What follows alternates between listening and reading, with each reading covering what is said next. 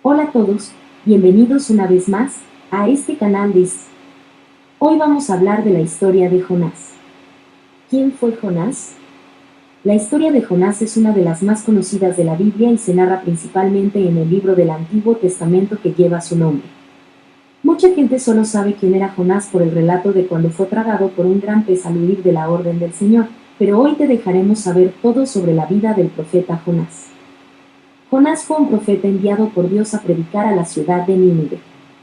Jonás huyó de su misión, pero, después de ser tragado por un gran pez, fue a Nínive y al predicar la palabra del Señor la gente del pueblo se arrepintió de sus pecados.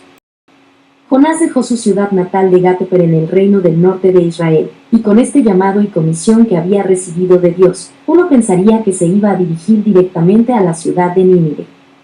Desde Israel, para dirigirse a Nínive, Jonás habría tenido que salir en dirección al este. Pero en vez de encaminarse en esa dirección, hizo algo muy extraño. Descendió hasta Jope y compró un billete en el primer barco que zarpó hacia Tarsis. Tarsis era una ciudad que había sido fundada por los fenicios en la costa sur de España. Era un lugar remoto del oeste. Ahora, los fenicios eran en aquellos tiempos una nación de navegantes, y habían fundado gran cantidad de ciudades a lo largo del Mediterráneo. Tenemos ahora ante nosotros lo que consideramos un problema mayor que el de Jonás en el gran pez. En realidad, el problema de este libro de Jonás no era el pez, sino que era Jonás. Dios le pidió que se fuera a Nínive y, en cambio, él compró un billete para viajar a Tarsis. Dios le dijo que se fuera en dirección al este y él decidió no obedecer a Dios y partió rumbo al oeste. Entonces, de forma natural surge la pregunta, ¿por qué actuó Jonás de esta manera? Hay varias explicaciones. 1. Jonás detestaba a los habitantes de Nínive y no quería que se salvaran. Había ciertas bases para ese. 1. Jonás detestaba a los habitantes de Nínive y no quería que se salvaran. Había ciertas bases para ese odio. Asiria era una de las naciones más brutales del mundo antiguo. Este pueblo era temido por todos los pueblos de aquella época. Usaban métodos muy crueles para torturar a la gente y podían extraer información de sus cautivos con mucha facilidad. Se decía que la persona tratada en esa forma enloquecía antes de morir. Esa fue, pues, una de las torturas que habían ideado. Como ejército, los asirios tenían una forma de desplazarse fuera de lo normal. Una de las razones por las cuales los babilonios pudieron vencerlos fue la lentitud de la marcha del ejército asirio. Ellos avanzaban llevando a sus familiares y tenían muy poco orden en el ejército. Se movían como si fueran una multitud que cruzaba el campo. Resultaba fácil llegar a la conclusión de que semejante desorden se volvería. Sin embargo, cuando se desplazaban como si fueran una plaga de langosta sobre una ciudad o pueblo, se decía que eran tan temidos. O sea, que podemos ver que no eran precisamente apreciados por los pueblos que los rodeaban. También sabemos que en esta época en particular ellos estaban llevando a cabo incursiones contra el reino del norte de Israel.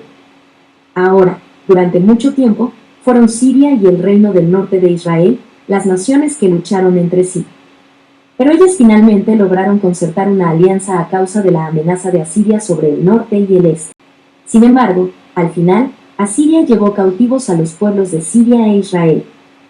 Cuando los asirios comenzaban a penetrar en una nación a la que querían conquistar, efectuaban un ataque por sorpresa sobre una ciudad, se llevaban cautivas a las mujeres, y después asesinaban brutalmente a los hombres y a los niños, que los asirios habían descendido en alguna ocasión contra Gateper, ciudad natal de Jonás.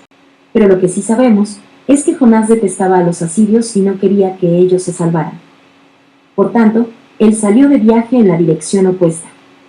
Él no les iba a llevar el mensaje de salvación de parte de Dios. 2. Hubo una segunda razón por la cual Jonás se dirigió hacia el oeste.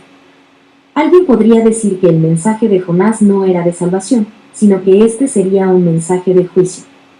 Bueno, aunque esto era cierto, es decir, que sí sería un mensaje de juicio, pero Jonás conocía a Dios y entonces ese fue el motivo que lo impulsó a viajar en la dirección opuesta.